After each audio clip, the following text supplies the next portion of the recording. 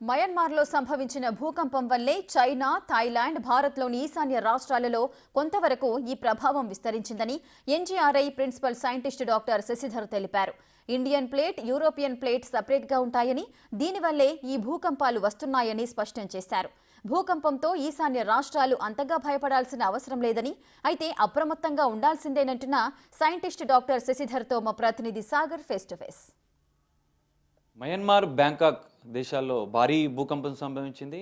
ఈ ప్రభావం భారత్లోని ఈశాన్య రాష్ట్రాలను కొన్ని రాష్ట్రాల్లో కూడా ఇది ప్రభావితమైనట్లుగా కూడా మనకు తెలుస్తుంది.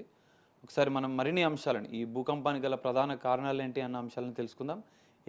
ఎన్జీఆర్ఐ ప్రిన్సిపల్ సైంటిస్ట్ డాక్టర్ శశిధర్తో ఉన్నాం. వారిని అడిగి మరిన్ని అంశాలను మనం తెలుసుకుందాం. సార్ చెప్పండి, అసలు ప్రధాన కారణాలు ఏంటి? అక్కడ భూకంపం సంభవించడానికి ఇప్పటికే భూకంప కేంద్రాన్ని కూడా గుర్తించారా? నమస్తే అండి. మీరు అన్నట్టుగా ఈరోజు 11:50 ప్రాంతంలో మయన్మార్లో ఒక భారీ భూకంపం సంభవించడం జరిగింది. దాని మ్యాగ్నిట్యూడ్ అనేది 7.7గా ఉంది. అయితే ఈ భూకంప కేంద్రాన్ని ఆల్రెడీ గుర్తించడం జరిగింది. ఇది మయన్మార్లో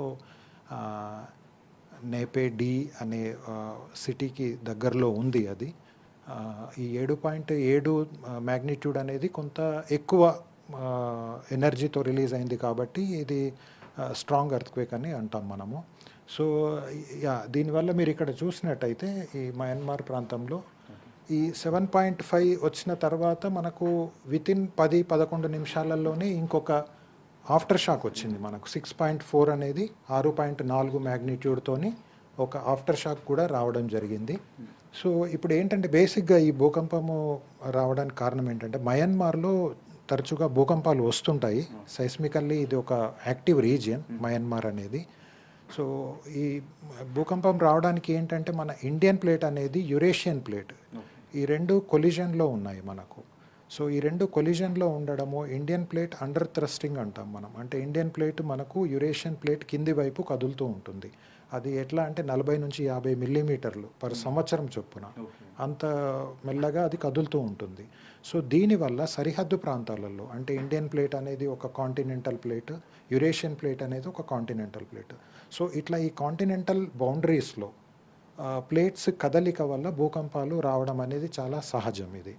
సో దీనివల్ల వచ్చిన ఎర్త్క్వేకే ఈ రోజున వచ్చిన 7.7 ఎట్ మయన్మార్. సో మనకి ఇక్కడ ఏంటంటే ఇది హిమాలయాల్లో కాకుండా ఇండియన్ ప్లేట్ బౌండరీ అంటే ఇండియా బర్మాకు ఒక ప్లేట్ బౌండరీ ఉంటుంది.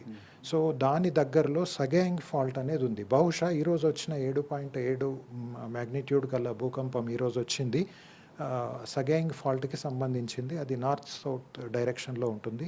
దాదాపు ఒక 1300 కిలోమీటర్స్ ఉంటుంది ఆ ఫాల్ట్ అనేది. సో ఈ మయన్మార్లో మెయిన్ సిటీస్ అన్నీ కూడా దీనికి దగ్గరలో ఉన్నాయి, ఈ ఫాల్ట్కి దగ్గరలో ఉన్నాయి.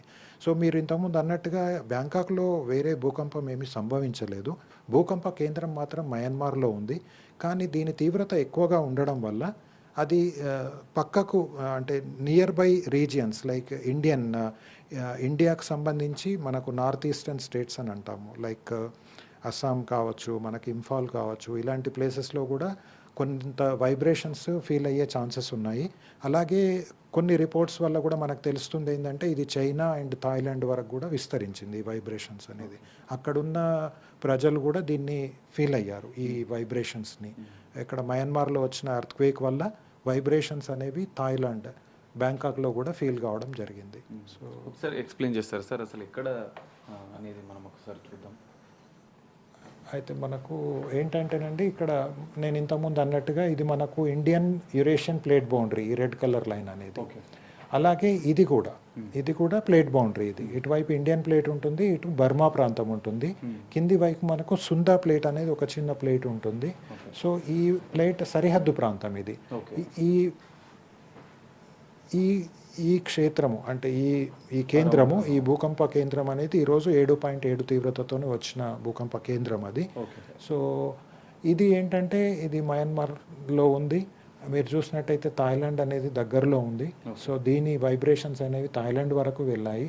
అలాగే నార్త్ ఈస్టర్న్ స్టేట్స్ అంటే ఇటువైపు మనకు చూసినట్టంటే మిజోరాం, ఇంఫాల్, గౌహతి, అస్సాం వైపు కూడా విస్తరించే అవకాశాలు ఉన్నాయి. అలాగే పక్కన సరిహద్దు ప్రాంతమైన చైనాకు కూడా దీని వైబ్రేషన్స్ ఫీల్ అయ్యే అవకాశం మనకు ఉంది. ఇది అయితే ఇది నేను ఇంతకుముందు అన్నట్టుగా ఇక్కడ భూకంపాలు రావడం అనేది ఇది కొత్త కాదు, ఇది మొదటిది కాదు.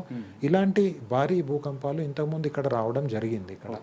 దానికి మీరు చూసినట్టయితే ఇది దాదాపు 100 సంవత్సరాలు వెనక్కి వెళ్ళి మనము చూసినట్టయితే ఈ కేంద్రాలన్నీ కూడా భూకంప కేంద్రాలు. ఇవన్నీ కూడా 7 సర్కిల్స్ అన్ని కూడా భూకంప కేంద్రాలు గతంలో ఆఫ్ అర్త్ క్వేక్స్. ఇవన్నీ కూడా లొకేషన్స్, అంటే ఆ అర్త్ క్వేక్ ఎక్కడ వచ్చిందో ఆ ప్రాంతాలు అవన్నీ కూడా. సో దీంట్లో మనం చూసినట్టయితే ఈ రోజు వచ్చిన భూకంపం ఇక్కడ ఉంది.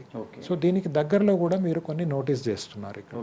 సో ఇవన్నీ కూడా అంటే USGS అనే సంస్థ ఉంది, అందులో ఇది అమెరికాకు సంబంధించింది, బట్ దీని డేటాబేస్ అనేది అంతా మనకు వెబ్సైట్లో అవైలబుల్ ఉంటుంది. సో ఈ 7 అంతకంటే ఎక్కువ తీవ్రతతో వచ్చిన మ్యాగ్నిట్యూడ్ భూకంపాలన్నీ కూడా ఇక్కడ చూపించడం జరిగింది. సో మీరు చూసినట్టయితే మయన్మార్లో మనకి ఇంతకుముందు కూడా వచ్చినట్టుగా ఇక్కడ మనకు రికార్డు ఉంది. ఓకే, ఇది ఈ బ్లూ కలర్ది చూసినట్టయితే ఇది మనకు 1950లో మనకు అస్సాం ప్రాంతంలో 8.6 మ్యాగ్నిట్యూడ్తో వచ్చిన భూకంపం ఇది. అప్పుడు మన దేశ సరిహద్దులలో అస్సాం ప్రాంతంలో అప్పుడు దాదాపు కొన్ని వందలు, దాదాపు 1000 మంది వరకు దీనివల్ల చనిపోవడం జరిగింది, చాలా నష్టం జరిగింది. కానీ ఈరోజు వచ్చింది 7.7 మ్యాగ్నిట్యూడ్. సో